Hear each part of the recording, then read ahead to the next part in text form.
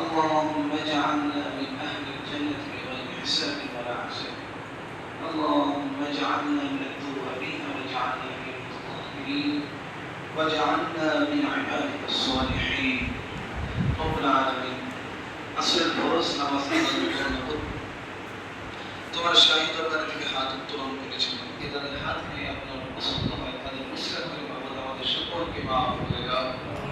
বাবু জীবনের ভুল ত্রুটি অনেক করেছেন, ভগবান তোমার এক বান্দে আজকে জন্মবার্ষিকী হলো। তুমি তো জানো বাবু এই দেশের জন্য ওনার অনেক অবদান রয়েছে বাবু। জালেমের কারাগার থেকে অসুস্থ হয়ে বাবু তিনি মৃত্যুবরণ করেন। বাবু তুমি তার কবরকে জান্নাতের টুকরা হিসেবে কবুল করো।